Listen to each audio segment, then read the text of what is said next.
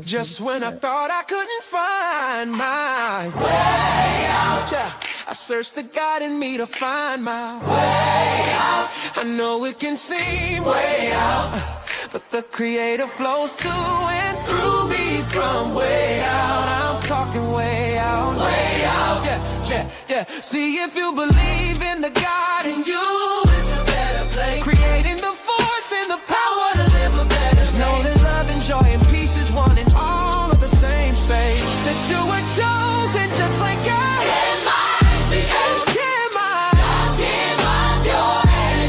That's right. I'll give myself. Only you can make the change. I'll give myself. Shine your head at you. I'll give myself.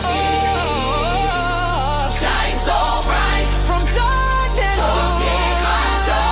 Hey, hey, hey, hey. From darkness to light. Yeah. And you'll find your way out. Yeah, yeah. Oh, it won't seem way out. Yeah, yeah, yeah. The power of God will flow through you from way out. Welcome. This is Alchemizing Energy, and I'm your host, DJ Genesis. And once again, we have our Friday weekly edition with Awo Falokun. Welcome to the show, Baba. So lately this week, we have been really discussing relationships, and I kind of have gone into a series, kind of getting into relationships from a spiritual pattern of a spiritual basis. Yesterday I did a show on romantic love and what is romantic love and the origins of romantic love. And I did find that they are saying that romantic love is actually based in witchcraft. Have you heard about that? Not that per se. As we get into it, my perception is that there are a lot of social protocol factors that go into relationships in traditional Yoruba culture. I'm not sure that all of them work in Western culture, but it's certainly something to consider, and it's really got some heavy survival implications. So we can go into all that if you like. So yesterday when I was actually doing my show, what I found, what I was discussing was the origins of romance. And that I'm not sure if I'm sure you are aware that the actual romancing a person was invented in France. And it was a way for like poor people to be a poor man to be able to, because all the rich people used to have all the women. So for the poorer people to have women, they would have to have this thing called, they invented a thing called romance. Right. And this was invented in so-called France. And then I wanted to compare that to in African society, what is there romance? Or is it, listen, when you turn this age, you're going to get married to this person and that's it, then big shut up. You know what I'm saying? How does it work? You know what I'm saying? Well, what you're talking about in France is called courtly love. There's a bunch of what's called courtly poetry that really defined kind of an intimate relationship. Prior to that time, that would be the probably the Middle Ages, 12 to 1500s.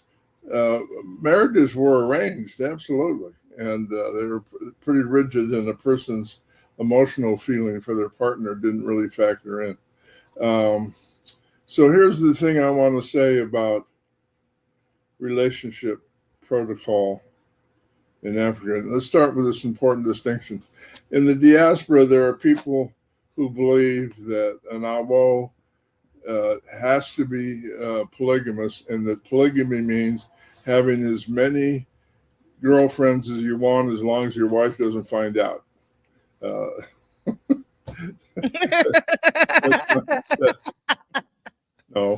No, that's not the way it works. As long as your wife doesn't find out.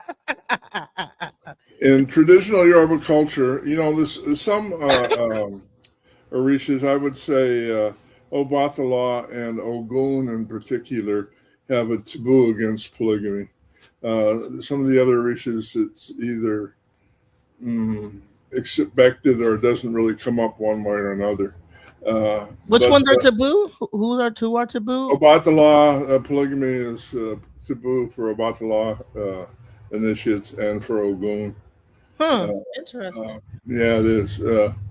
And as a son of Ogun, I can say I'm hopelessly and eternally monogamous. So I'm not the best person to consult about polygamy. But what I do know is this. In traditional Yoruba culture, there's high value placed on having children to keep the culture alive and in survival, really. And it sounds strange, and no generalizations are always true, but you'll find a very common belief among traditional Yoruba women that they have a social obligation to have at least 4 children. And it's a real strong norm, and it's talked about openly, and there are various structures in place to support that. All right. Now, the first thing that's in place to support that, and I really don't think this would work in America so much, but in traditional Yoruba culture, the women of Iami, which is the Women's Society, really support the what's the word? The bonding process, the courtship process, the movement towards marriage, and they have some pretty strict rules. So I'll go over some of those. But the first rule they have is if you're interested in a relationship, and believe me, there's a lot of room for interest. It's not all arranged or preordained, and it's rarely done through divination. People can choose who they want to be with, and then they go to divination to ask the question, how do I make the relationship work? But it's actually taboo to ask the question, is so-and-so my soulmate? Or does it, should I marry this person? Those are considered free will questions and not really relevant to the divination process. But in any case, let's say you're a young woman, you're interested in a young man, and you want to have a relationship. The first step, according to tradition, is to prove that you're fertile. So do you have any idea how you do that? What, have sex?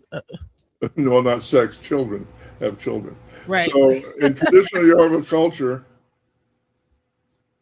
a baby daddy is always a husband. There's no option. There's no choice.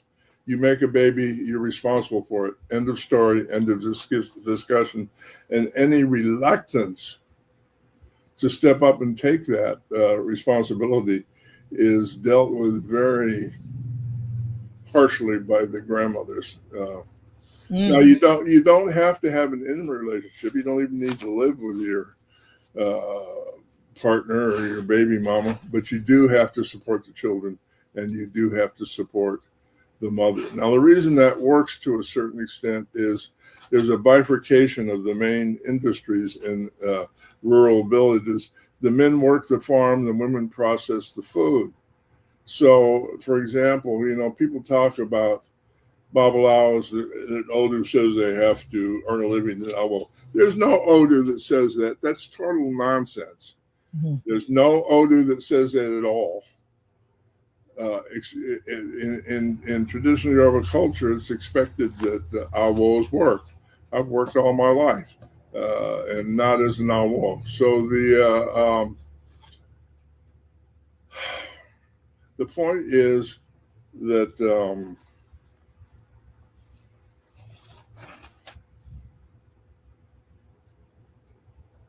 the men of IFA and Ode Ramo, all of them, most of them, I would say maybe 80% of them, work together on a collective farm. Farming in traditional Yoruba culture in Nigeria is pretty basic. You go 3 days a week to pull weeds. There's enough rain and water to sustain the growth of the crops. They tend to rotate crops. They move between corn, yams, and kind of back and forth between those two. But at the harvest time, all the food is brought to the elder Ifa priest's house, and then it's divvied up more or less equally among all the members of the Egbe. That means the husbands and the wives. So the structure of family is really connected to the idea. Culturally, the men own the farms collectively. So in order to be a part of the food distribution system, you need to have some kind of relationship with the man. All of that, in terms of Western norms, is extremely sexist, frowned upon, and probably wouldn't work. But the question is, how is it done in traditional Yoruba culture? So, like, with that, like the end, there's not so much about the independent woman. It ain't no. It's community based. Community and what you need to do to survive. Now, I have to say that as Ifa diminishes in popularity, I guess, and Christianity and Islam are more predominant, these traditional values that I'm talking about are less and less evident. But so a man and a woman can choose to have a relationship. They can go about the process of having a baby. Once the mother becomes pregnant, that's a signal for a marriage ceremony, which is essentially the community comes together, divination is done on how to sustain the relationship, and then the community acknowledges and addresses the issue of what each person can do to support the relationship. Wait, so they have sex before they're married? Correct. Mm. And wow. And that becomes, so what if the person, but if they have sex with, is it like are they allowed once they have a baby? Because I'm trying to figure out, like, so a woman, is she considered promiscuous if she has sex with more than one partner? Not at all. No? Huh. Interesting. And it doesn't have to be with the baby daddy. There's a very what I would call open relationship with the idea of sexuality. Also, this is going to be really controversial, but I try to be as accurate and honest as I can. There are gay men and women in traditional Yoruba culture. Some people claim that that's not true. It's absolutely true. And all the certainly the gay men that I know have children with wives. What? Yes. So they'll be gay, and then they'll also have kids. Absolutely. And wow. And there's a cultural obligation to have children. Now, again, that's less and less so, probably over the last 20 years.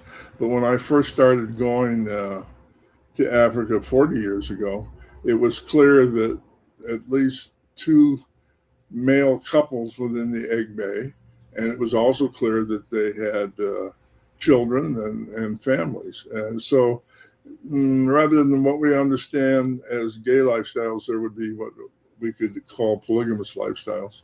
But those are about primary intimate relationships. And those are different than procreative, build a family, work a farm together relationships. If you're a single woman and you want to have children and you want to be associated with the farming community, you can go to Ifa and say, I need a baby daddy. And the elder in Ifa will arrange that. That's the original meaning of a Potebi. It's a Potebi is a wife of an Awo who is in an arranged relationship based on the desire of the woman, not the man, of the woman to have children and be a part of a extended family. And so, there's certain really strict rules around that too. The first rule is that the first baby mama or the first wife gets to choose the other wives. The husband has no say in the matter. What? If someone wants to be the wife of an Awo, the second, third, or fourth wife, they have to first get the permission of the senior wife. So all y'all out here thinking y'all doing polygamy, the wife is supposed to choose the. You know what I'm saying? Y'all think that y'all go out and go to the strip club and pick a wife or whatever. That ain't how it works. That's exactly my point. The other thing is in polygamy. The senior wife is in charge of distributing the finances, and the senior wife is in charge of distributing the family chores. You know, so she tell you what you got to do in the household. She tells the other women what to do. Absolutely. She's like the head honcho. Okay. And that's part of the decision. Sometimes a woman might see a man and be interested in being part of his polygamous entourage, let's say, but when the senior wife says your job will be cleaning toilets, that connection becomes a lot less attractive. Right. The further your job is to, listen, the lower you are in the pecking order, the worse the job. It's that simple. So a second wife is fairly well off. 12th wife, and not so good. But I've seen, for example, there's a group of senior IFA priests in Ifa called the Awani. They are the diviners for the king, or they used to be. That's changed recently, and that's a different story. But at the time I was going to Africa. No, that's changed. The Uni and the Unio Ife and all that. Let's save that conversation for the end of today's thing if you want. That'll get us on a big time sidetrack, and for sure when I talk about that I'll go on a rant. But one of the Awani, there's 16 Ifa priests who each have a chieftaincy title by virtue of being in the Awani. Essentially, the Awani are the 16 oldest Ifa priests in Ifa, and when one passes away, everybody moves up and they add a new one. That's kind of how the structure used to work, let's say. So one of the Awani whose house I stayed at had 6 wives and 98 children. Wow. And they all lived in the same house. So it was a rectangular shaped house. 98 kids living in the same house? Yep. And the kids had one whole wing. They had an apartment building? They have elevators? Floors? I mean, no, it was kids. Oh my God. It was a mud house. It was pretty basic. Oh my God. So you gotta be a community based when you got 98. Well, yeah, but listen, it's gonna sound funny, but it's true. They one wing was for the wives, one wing was for the children, one wing was for the husband and his brothers, and one wing was for the goats and the chickens. I mean, everybody. Well, what about the wives' boyfriends? Do they have a wing too? Not so much. It's sometimes it's hard to figure that stuff. The only thing I can tell you for sure is I asked Baba if he knew the name of all his children, and he wouldn't answer me. So that was he didn't know. He doesn't know he had 98 of them. He didn't know that. He didn't know that. Wait, but daddy's baby, mommy's baby, daddy's maybe. That's right. So it's all relative. But for him to do that meant that he was very wealthy, because he has an absolute moral obligation enforced by both Ogboni and Iami to support those 98 children. Wow. And he supported them well. He had a fish market. He had plenty of food. His brothers were fishermen in the Oshun River. And, he made it work. And, so do all the kids have to, when they work, they bring their money back to the household? And that's, I want to say yes, but I don't know for sure. The point is that most families that are polygamous, the children follow in the parents' trade, right? So families are okay, so if you're born in an Ogun family, there's a high expectation that you'll become a blacksmith. Doesn't matter who your Orisha is or who's guiding your consciousness or your Ori. You're going to if you were born into an Ogun family, at your naming ceremony when you're 3 days old, you're going to receive initiation into the Orisha Ogun, because Ogun is the family Orisha, and that's more important in traditional Yoruba culture than your head Orisha by a lot. You understand? Now, you could be born in an Ogun family,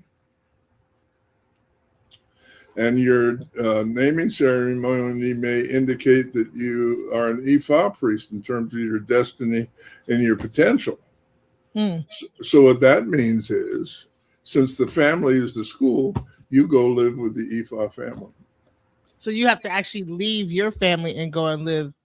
Sort of. I mean, and learn how to be. Well, it's more like you live with. If you're born in an Ogun family and you're studying Ifa, you live with the Ifa family from 9 to 5. It's not much different than going to school, and then you go home to your biological family in the evening.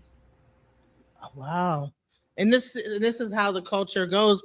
And this is actually see, so this is really breaking down the Orisha and how, like, these different households, like blacksmiths, the Ifa are the diviners, the Oya are the cemetery, and they're probably teaching their kids the marketplace, blacksmithing, divination. Yes, and the way the school, whatever it is, Osain, herbs, in each.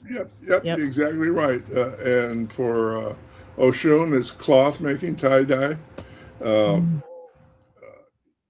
MIIs tend to be midwives and so on.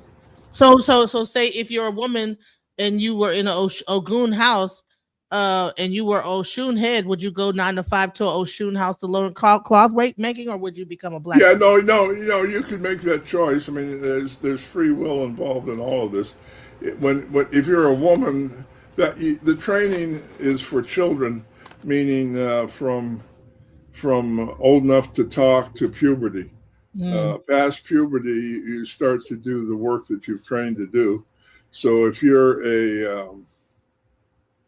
born in an Ogun family and you're an Oshun who is trained with the Oshun Egbe in the community, you can still live at home with your Ogun family and participate in the Oshun cloth making business. Yeah, it's kind of like that. And do you bring your money back to the Oshun house or to the Ogun house? Oh, I have said I don't absolutely know the answer to that. Sorry, but I was thinking about, like, because the whole thing is about, like, community and commerce and all. Yeah, well, listen. Here's the truth. The reason that's a little confusing to me, when I used to joke when I first went to OD Ramo, which was in the late 1980s. I used to joke that the community had 20 naira and they took turns holding it. There wasn't a whole lot of cash money floating around. It was a barter economy completely. And so the structure of the family ensures that people are connected to a farm. Each Egbe has its own farming responsibilities. In other words, the Ifa people have a farm, the Ogun people have a farm, and like that. And then they also, each of the families, and they trade amongst each other based on what they have. And certain families, instead of farms, like they'll raise goats or chickens, and they'll use that as barter for the corn and the yam. It was a pretty integrated and effective system, as far as I could tell, and it was impressive, and it was not really competitive. But the important thing in that structure is this, and this is taboo in the diaspora, but it's mandatory in Africa. Parents initiate their children. End of story, end of discussion. And so guess what happens when you initiate your children? You know what happens when you do that? What? You don't charge them money. So that initiation was not connected to any kind of money-making scam, and the notion that you had to earn a living as a priest didn't happen. You understand? Right. Yep. And the other thing is, there's the idea that Ifa priests can't do Orisha initiations. Ifa priests are the only people that are sanctioned to do every Orisha initiation we use in our faith. And what happens is the head Orisha priest in the community is called the Opoina. When someone wants to do initiation of their children, or and more recently of outsiders, they'll tell the Opoina. The Opoina will tell the Arabah, and I've seen that process, and it confused me a little bit at first. The Opoina would come and say, so-and-so needs to receive Ogun. Do you want to do the initiation? And the Arabah, my elder, my Baba, would always say no. I thought, what the hell is going on here? And I finally realized is they were telling him, so there's at least one person in the community who knows who's who and what's what and who's receiving what, and kind of keeps things coordinated. I mean, one of the reasons for that is if you were born in Igbadan and you cross the highway and asked to be initiated in Ode Ramo, the elders there will say, no, go home. You don't belong Right. here. You know what I'm saying? So it's a really, really community-based initiation process that is not money-based. There is expense, and so there's things done to raise the money. One of the things I did when I went to Ode Ramo, my initiation to the IFA cost $125. And Wow. so one of the things I did is I paid for the materials for various children of the Arabah to get initiated every time I went. And so that, was I felt it was the least I could do. When I went to Oshobo, I took an Oshun student of mine to Oshobo to be initiated. They charged her, actually me, because I brought it, they charged me $75. And after the ceremony, about half the women got really upset because they felt that I had been overcharged. Wow. Right. So what happened is in Oshobo, an American went over there and said, oh my God, they're charging $75. I can get $10,000 for an Oshun initiation. Let me start advertising that.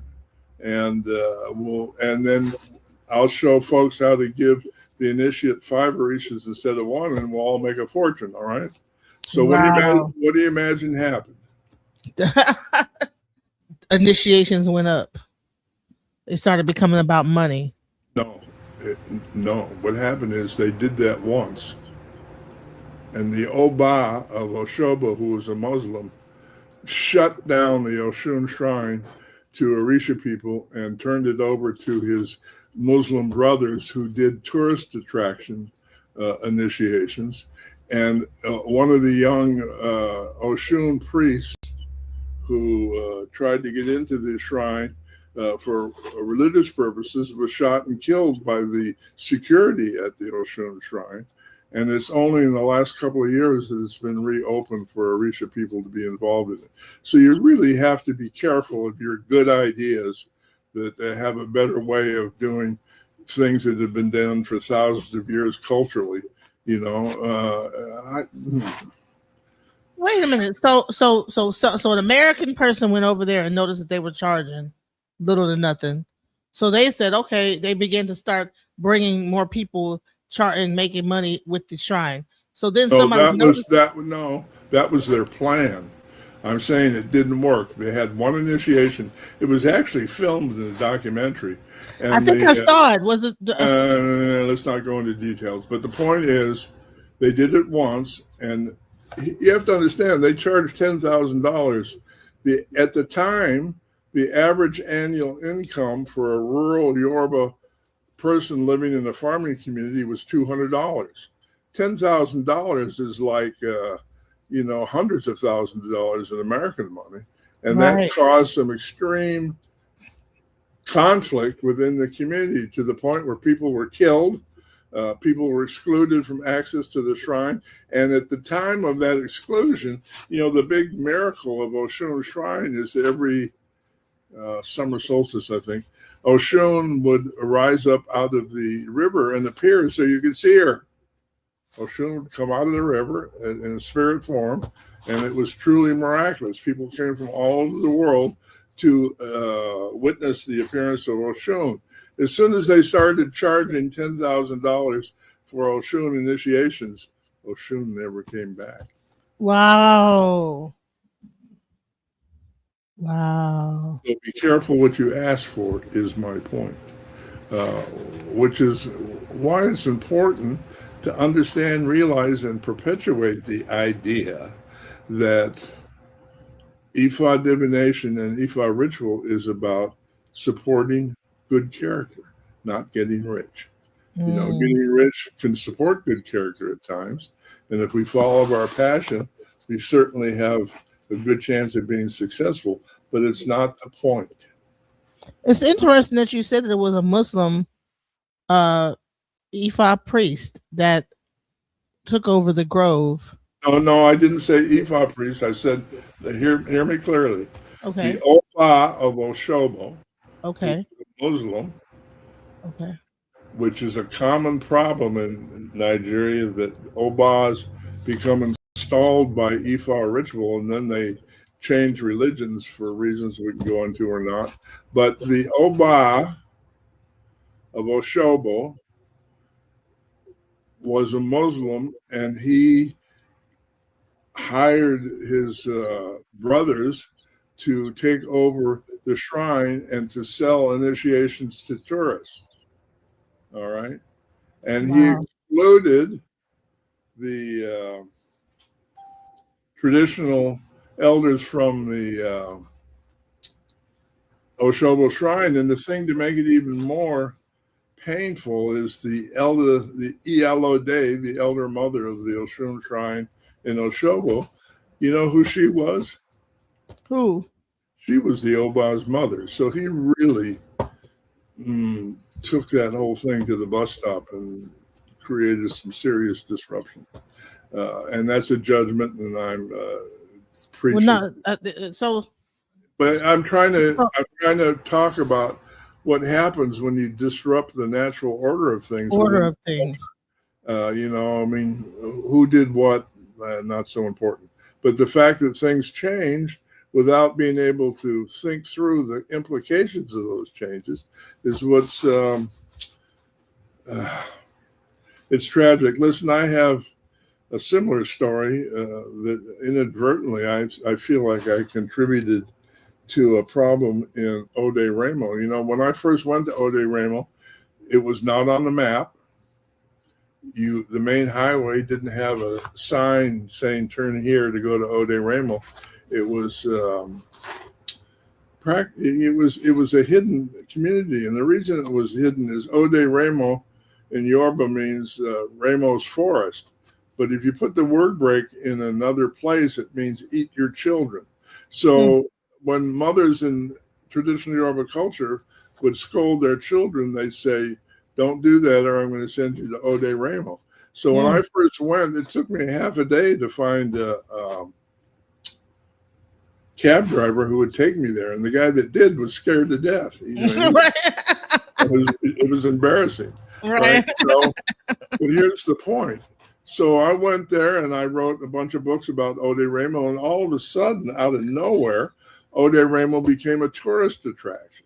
Wow. And you understand? They had a minister of tourism they installed. They were placed on the government maps. Ode Ramo was placed on all that. And then they had a street sign indicating where to turn. I mean, it's just like it changed everything. And I'm thinking, okay, this is wonderful. But somebody in the government who was not traditional decided that Ode Ramo was getting too much attention. So what did they do? Can you guess what they did? They sent somebody there to run the town. What? Oh, they made Ode Ramo the location of the army armory. So it's a place where if you go to Ode Ramo now, there's hundreds of tanks and artillery guns and ammunition warehouses. There's entertainment facilities for the soldiers, if you catch my drift. I mean, it just was like, oh no, this is horrible. And yeah, exactly. So So when a place, so you have, so what it sounds like to me is in Nigeria there's a battle between tradition and other like religion, and when and it seems like when the traditional religion is not respected. It's absolutely true. And what happens is that I can name them, but Nigeria always has a Christian crusade with big name televangelists coming into the country and setting up tents and converting people. The televangelists, you'd know them if I mentioned their names, but the point is they meet twice a year to plan their schedule so that there's always somebody working the televangelist tent. I call them circus. That's not fair. The tent show, whatever. Stop it. So, but the point is, do you know where they meet? The Ocean, at the Ocean Grove. No, they meet in the United States. They're all American. So they're coming from America to go over to Nigeria. Yeah, I'm sorry I didn't make that clear. And all but one of them are white, and they meet to plan their schedules at in a city called Langley, Virginia. You know what's in Langley, Virginia? The military. The CIA. They meet at the CIA headquarters. What? Yes, and they've started the televangelists meet at the CIA headquarters to go to Nigeria for a conference. Correct. And what they did collectively, throughout Nigeria and through most of Africa, you know, when I first started going, people's sexual preference was irrelevant. I mean, nobody cared. You know, I talked to the elders in IFA about whether gay people would become initiated, because in America, that was a big conversation. People were convinced that a gay person couldn't become initiated. Right. Yeah, right. And, you know, I asked the elders in Ife if that was true, and they laughed. You know, they couldn't believe that anybody cared, right? And since then, the Christian church in Africa has convinced every country but one to make homosexuality a capital offense. So gay people are being executed across the continent based on Christian crusades that are organized by the CIA. Wow. But you know what else is the CIA was the CIA had a big old thing going against Pan-Africanism. You think? Gee, don't get me now. You're going to get me really on that. So it's interesting that they're against Pan-Africanism, but yet they're sending churches over there. Yeah, but you understand that I spent decades working for the legal defense team for the Black Panther Party in America, and you could say that there was some political manipulation, corruption, deception, and efforts at destruction. You can say that without any fear of contradiction. So, Africa here, but you know, it's that same coalition that was the basis for Christian nationalism that created the MAGA movement, who thinks Donald Trump is the second coming. They literally think that. And so, you know, this is a ubiquitous and I would argue hostile influence on the American political scene. Yeah, and then there's like this whole movement now that Pan-Africanism is dead, and like there's this whole like online like thing, and also there's the diaspora wars. You know, I'm not sure if you're aware of this whole war supposedly going on by Black African Americans and Africans and all this other stuff that's happening. Listen, I have to say that's been going on for as long as I've been a part of the tradition. I've tried to stay out of that because I have no cultural authority in that conflict, but it's painful to watch. It's extremely painful.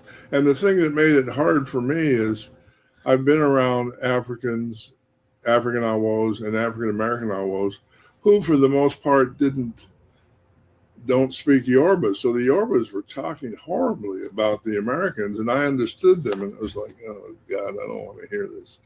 So, that's been problematic for me. So there is this, so there's like this whole, even in the tradition, as when people go over there, there's like this kind of a thing going on. Let me be fair. There are really, really good Awos in Africa. There's a lot of them. They know more than we even know we don't know. The level of their understanding and depth of their wisdom is almost incomprehensible for Americans. And I want to say this about them, and I know a lot of them, and I've been blessed to learn from them and study with them, and none of them, hear me, none, that's zero, none of them are on Facebook. So we're not getting a clear indication of what IFA really is in Africa at all. You understand? And my initiation was a huge controversy in Africa, not because I'm of European descent, but because I wasn't from Ode Remo. Remember, I said earlier that your family initiate in the village where you were born, right? So I was not born in Africa, and I broke the precedent. And after I left, Awos came from all over Nigeria to debate whether that should have happened or not. They ultimately decided yes. The Arabab Ile Ife, who is the senior Ifa priest in Nigeria, at least used to be, he came to the United States. It was the first time he came to the United States in 1992 to go to the conference of Orisha at San Francisco State that was organized by Baba Bimbla. And when he came, they asked him what he wanted to do, and he said he wanted to come and meet me, which had everybody really upset. So he came and met me, and I had my whole family there to greet him. And he spent a whole day testing me and my skills as an Awo. And at the end of the day, he gave me permission to work as an Awo and do initiations in the diaspora. And so lots of people tell me that I can't or not, whatever. Listen, I've heard that. People trying to tell you that you can't do something? That's the only conversation I have with Lukumi elders. So the why? Is, I don't know. But if he's the senior priest. He gave me permission. If you're not, to initiate people Orisha, give people their Orishas. Is that what the Lukumi priests are arguing about? No, I don't even want to go into it. But the point is, I've had very little support for having sanctioned to do traditional Ifa initiation, traditional Orisha initiation, even though most people in the diaspora who certainly do Ifa initiations do so based on the study material I provided. So, it gets a little tiresome. I went through it just last week. People said I had no right to initiate somebody, and I said, I'm your elder. Your opinion is of no interest to me. And that got people upset, but it's true. That's the way the tradition works. Elders do not have to answer to newbies. What people are coming at you? Are they coming at you online? Sorry, that's all right. That's right. Into the tea. Like who's saying that? That's crazy. Like wow. It would. I'm OEI, so I'm like, who said it? And no, we're not going to go there. But so there's people that are coming up at you about you shouldn't be doing initiation. Why is it anybody's business what you're doing? I don't know, but there was. I was married at one time to a famous Oshun priestess who's a well-known author, and people used to come. I would say, at least every other month, people would knock on the front door and tell me that IFA had told them that they were her husband, and they were there to help me move. What? Are you kidding me? No, I'm not. That happened a lot. We're changing stuff. We got off topic here. What? So, look, marriage in Europe culture, people are crazy. That's what it sounds like. Well, let's just say that it sounds like people get spookism. They get a little bit. American gets real spooky and weird. Okay. I think people were surprised at my lack of acceptance of those divinations, but what can I tell you? Well, Ifá told me that you should be moving out. I should be okay. Wow. Yeah, it was pretty bad. one poor guy. Change the subject. I can tell you some stories that are really embarrassing. But the serious issue here is that there's some serious dysfunction within our communities, and part of that dysfunction is based on any serious effort to reconcile, resolve, and heal the issues created by slavery. And during the current administration, those issues have gotten worse. I mean, when I was working closely with the Panthers, I felt, we're taking a bite into racism. We're making progress here. We're eventually going to all get along. This is wonderful. And I have to say, under the current mega influence, the situation is worse than it was back in the day. For me, I can't believe that that's where we're at. Let me tell you. Have you heard about the Chud the Builder? How he shot somebody or trying to shoot?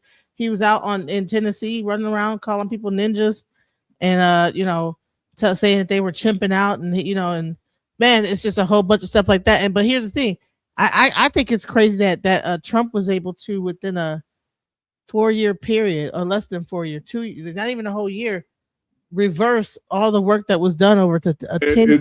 It's amazing what he's done, and it's really, really painful, evil, and ugly. There's an organization whose name I forget, who's dedicated to lobbying Congress to make non-Christian religions illegal in America. No. The chief lobbyist for that group and their attorney is Clarence Thomas's wife. So the influence of that group is, Hobby Lobby. Yeah. The owner of Hobby Lobby has filed suit with the Supreme Court based on the idea that not being able to own slaves is a violation of his religious freedom. What? The owner of Hobby Lobby has filed suit. Boycott Hobby Lobby, guys. What?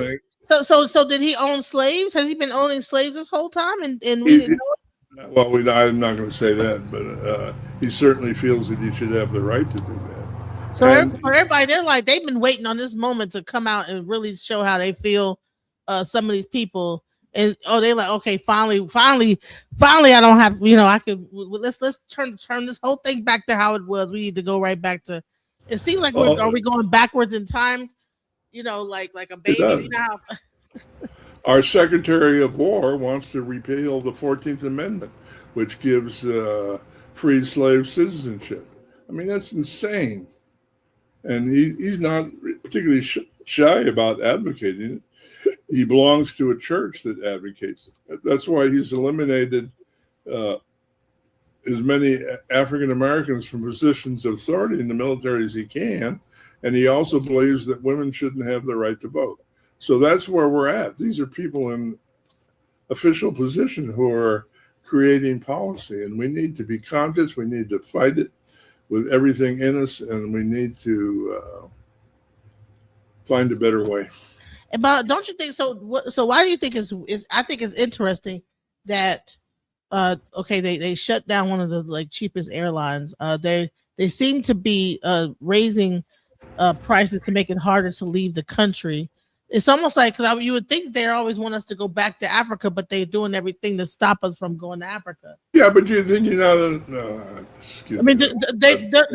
us to go to Africa? I thought they want us to go back to Africa. No, they want poor working class people to continue to support the government with their taxes so that wealthy people don't have to pay any. That's the plan. You know, wealthy billionaires in America pay no taxes based on Trump's tax policy. Mm. And the majority of taxes are coming from the poor, while at the same time, benefits for the poor are being systematically removed. And it's ugly, it's shameful, it's inappropriate, and it makes me. I think the whole thing is to basically crush the lower class enough to the point where they have to become slaves again and let the government so-called take care of you and you just work. They want to put is that communism? What is that? What is that? Is that socialism? What is China? Is China socialist or communist? What is that? Where the government like rules everything and that's called fascism. So I would call China, Russia, and the United States fascist. Wow. The whole objective is for those three to run the whole world. Well, no, there's actually they behind the scenes. It's actually one group. You know, the Bilderbergs, the trilateral commission. I'm going to say this, and then we're going to maybe call it a day because we're getting into dangerous territory here. But if you look back at the finances of the United States, there were three families that financed slavery in the United States. Yeah, right. You know what those three families, who they were? Yeah, the Rockefellers, the Epsteins, and the yeah, you do know. It was the Epsteins, exactly. And so is it a coincidence that Epstein was involved in global blackmail? No, that was part of a deeper program. And if you think Epstein was running that, I got a bridge I want to sell you in New York. He was just a gopher and a lackey. So we need to really get to the bottom of it. Rothschild, Oppenheimer, and Epstein were the main financiers of slavery in the United States. And I think they have legal liability for the damage they've done. And that's not even being considered, you know. So we've got lots and lots and lots and lots of work to do. How much longer do you think Trump is gonna live? Oh, don't ask me that. That's a crime. I'm sorry.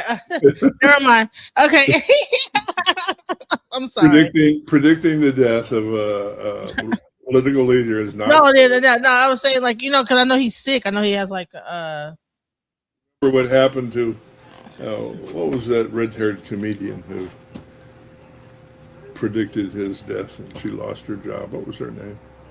I don't know. Kathy Griffin. Right? There you go. So yeah. I'm like if because he's got a lot of ailments and they want a second term. I'm like, you think he's gonna make it through this term, or do you think he's gonna really get a second term? Is there a chance? Because I know that they have in China ways that they can prolong life. Yeah, but let's be realistic about it. It doesn't matter because whoever replaces him is going to be just as bad. So let's talk about something more positive in the remaining few minutes. Right. Awo Falokun StudyCenter.com. That's the address for my new school. The school so far has one track on how to do divination. That's a series of 9 lectures. They're free. There's another series on Iwa Pele. There's a charge for that. It's not much. I can't remember what it is. But we also have a 25 class lecture series on how to do IFA initiations, Orisha initiations, Iyami initiations, and Egu initiations.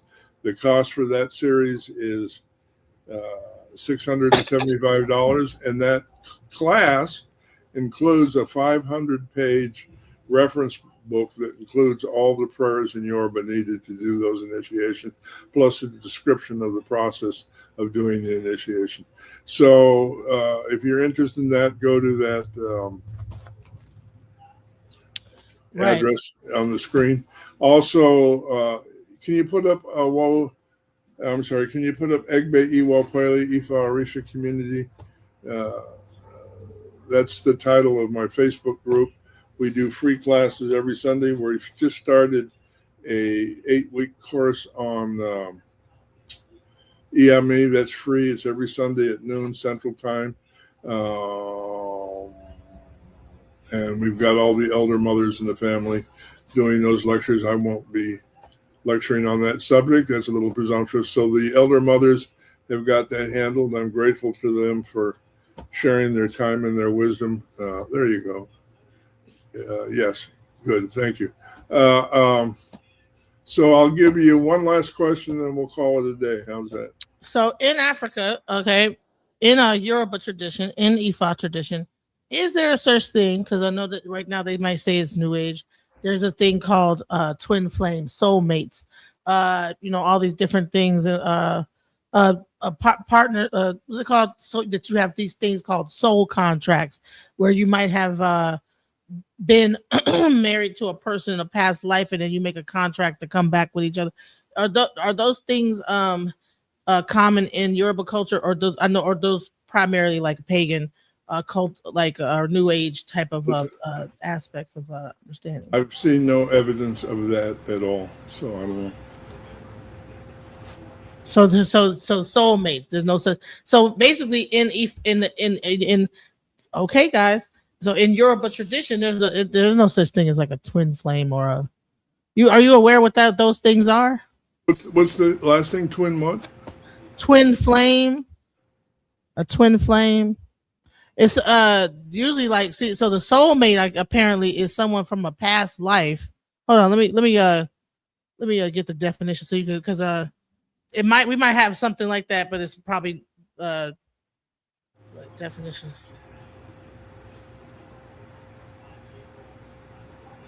Yeah, listen, the simple answer is this. Every idea like that we believe in is talked about in Odu Ifa.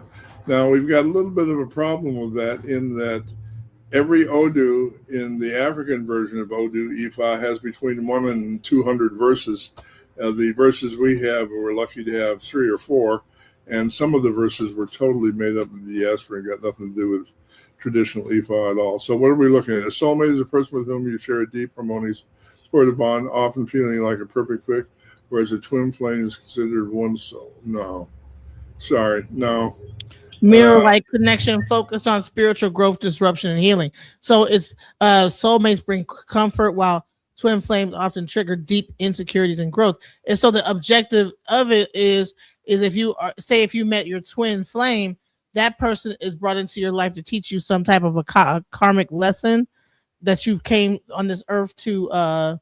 Okay, everybody does that. Every relation you have has that component to it, so that's not telling me anything. If you meet somebody and you're attracted to them, or you feel an affinity, or you enjoy being with them, then you go to Ifa and ask the question, how do I make this relationship work? So it's not okay. I think that's interesting. So because a lot of people that are in Ifa in America, like they've heard, there's, I'm not sure where this comes from, this soulmate, twin flame, blah blah. Yes. I'm not sure what their concepts come from. I'm clear. It comes from New Age astrologers who make a fortune selling that line of foolishness. If you look at, the Gaia Network. Yes. It's on spirituality, right? The Gaia Network, those ideas are popular on the Gaia Network. But if you notice, there's not one single program on the Gaia Network that features any reference at all to African spirituality. Not a one. There isn't. And I know all those people. All those people in there, I know them. I was active when the New Age movement started. I know all the famous pagan witches, talking heads, spiritual gurus. And I'll tell you, the minute you mention African spirituality, they have a fit. What? They have a total fit. They don't want to hear it. They won't allow it. They would never allow me to speak. I got excluded from virtually everything.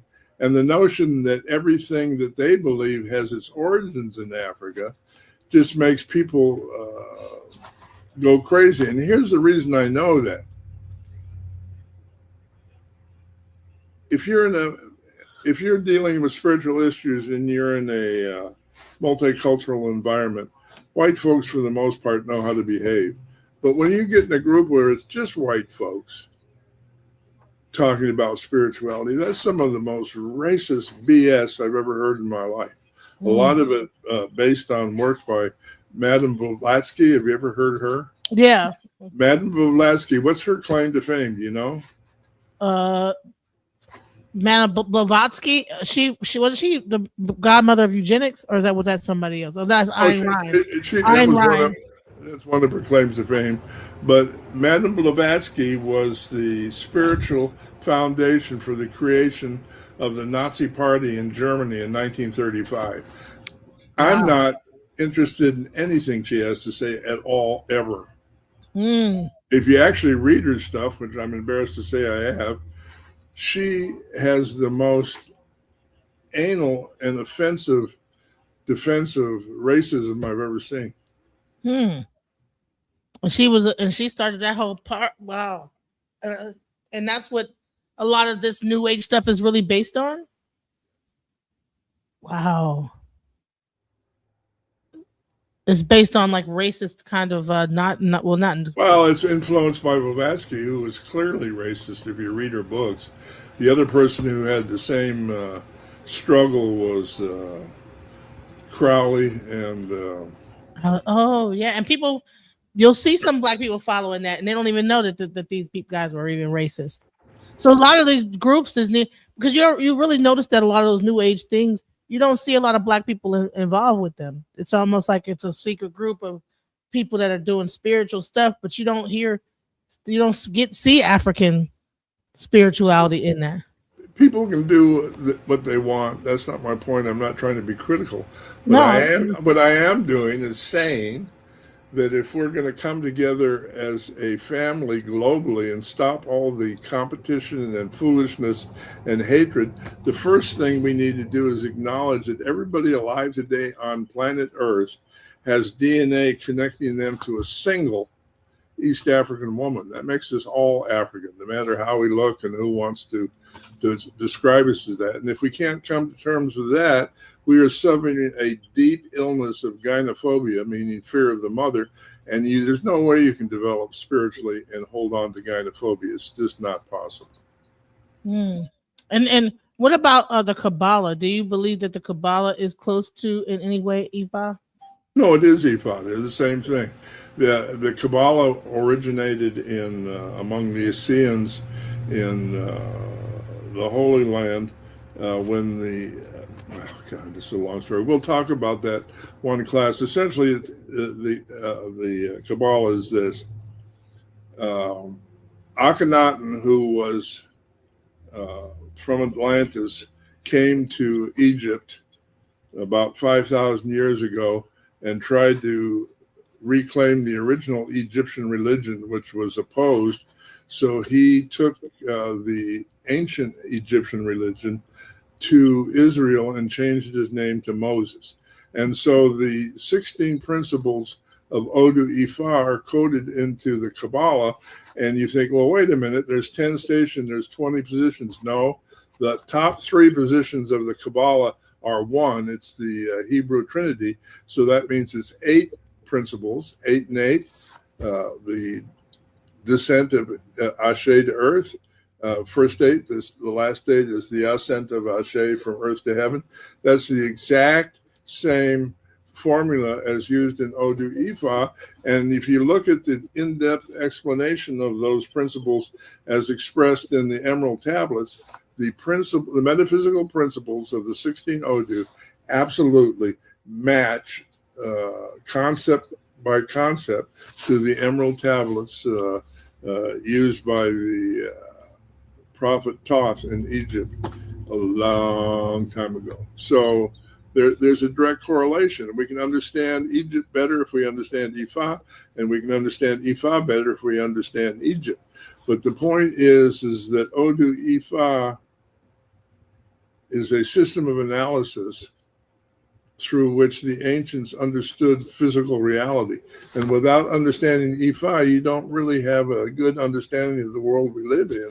And that's a deliberate effort to suppress ancient wisdom. That's why Africa isn't included in the dialogue on Gaia or the New Age movement. They want to keep that information a secret. And if you really understand the Kabbalah, if you really understand Odu Ifa, if you really understand the Emerald Tablets, then you can access free energy, anti-gravitational travel, use of resonance as a healing tool, and ultimately you can understand alchemy. You know, the word for science in Yoruba is Ijinla, which translates literally as how to make gold. So the process of turning lead into gold is not an analogy. It's not a spiritual symbol. It's a literal process. And the pyramids are connected to a series of what I'm about to say is totally unbelievable, so you have my permission to think I'm crazy. But the pyramids are connected to a series of 2 million stone circles directly underneath them that go all the way to the tip of South Africa. And so the circles have stone impressions of the patterns generated by resonance. So the pyramid was infusing these circles with energy that activated the resonance from the earth represented by those symbols.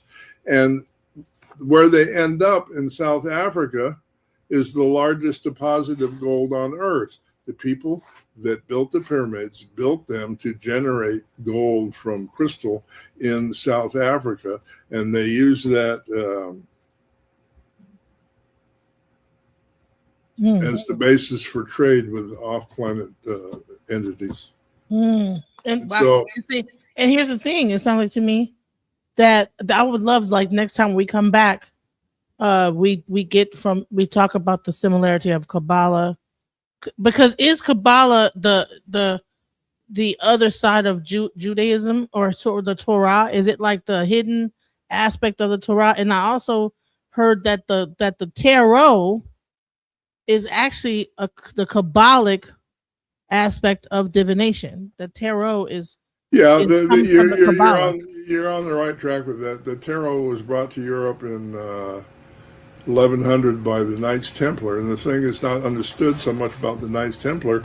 The Knights Templar was led in its original manifestation by a man named Hugo Païens, which means Hugo the Pagan. Hugo Païens brought occult science to Europe and also Western science. He is the man responsible for the Renaissance, and he was able to gather up a whole lot of scrolls on science from under the Temple Mount in Jerusalem. And the thing that people conveniently ignore is that he was a Moor, which means he was an African from Morocco living in Spain. And he spoke about a dozen languages. And he went in there and lived for 9 years under the Temple Mount, where he discovered a whole bunch of stuff and brought it to Europe. And that started, I've written 3 books on that subject, so I can talk about it endlessly. But the history we were taught is not the history that actually happened. If you want to go into that a little bit, we can. Yeah, we definitely. Yes, definitely. You want to hear something strange about that? I'm going to say this. I think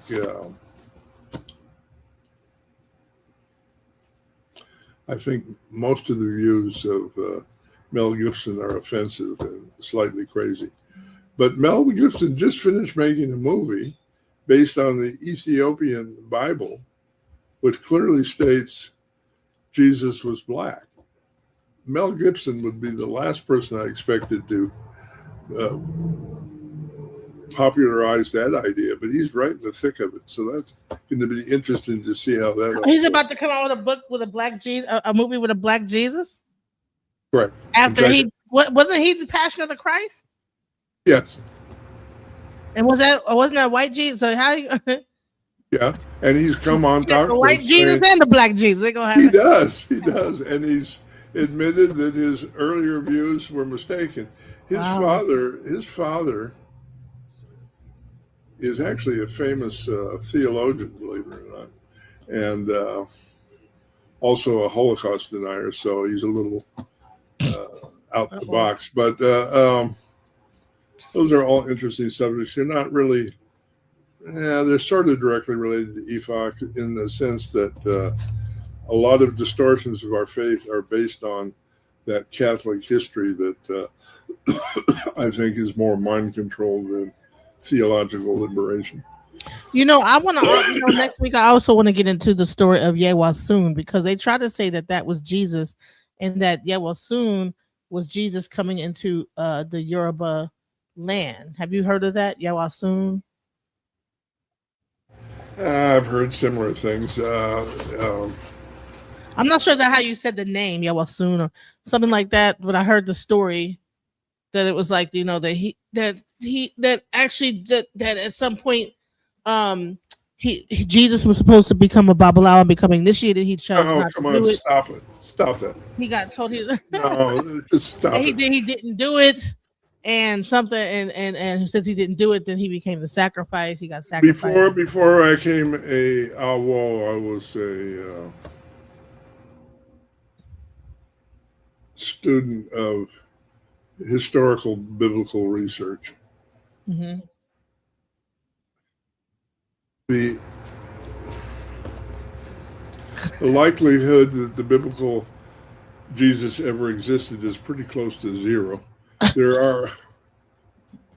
So the fact that he might have become a Babalawo, give me a break. It's like saying Howdy Doody became a Babalawo. I'm sorry. I'm sure I'm offending everybody. But to be fair, Howdy became a Babalawo. To be fair, the biblical story of Jesus was loosely based on the story of the last Pharaoh of Syria. And there's a reason that's important, because when Alexander invaded Egypt, he shut down the Egyptian religion and made himself the Pharaoh of Egypt. And so the priest in Egypt at the time of Alexander's invasion went to a range of mountains called Nag Hammadi and wrote all the ancient Egyptian mysteries under the using Greek metaphysical language, in which Christos, the Greek for Christ, was a reference to somebody who had been initiated into what we would call Elah. So there is a connection metaphysically there, but not necessarily historically.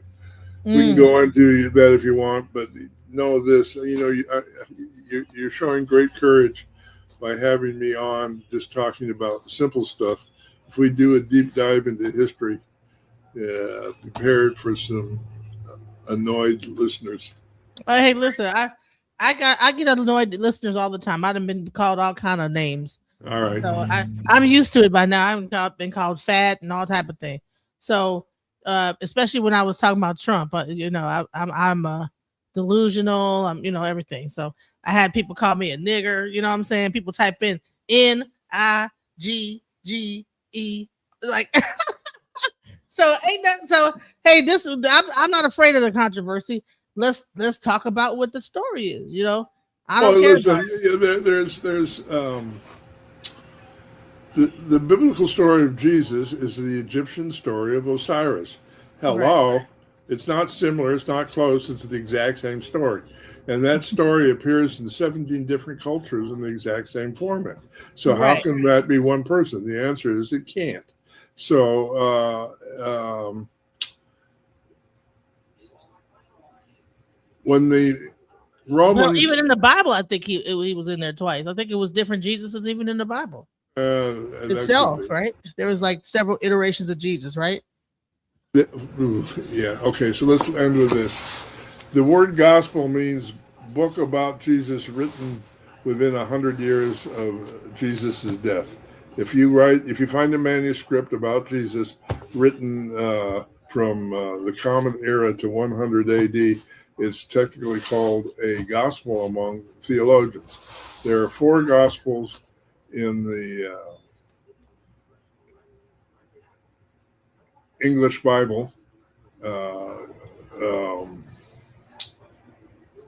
Christian theologians, most of whom I know, who dealt with the Bible and translating the Bible, have identified 86 gospels. So what happened to those other 82 gospels?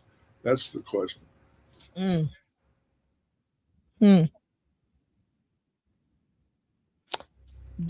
they in the Ethiopian Bible? Yeah, actually, most of them are. Not all of them, but most of them.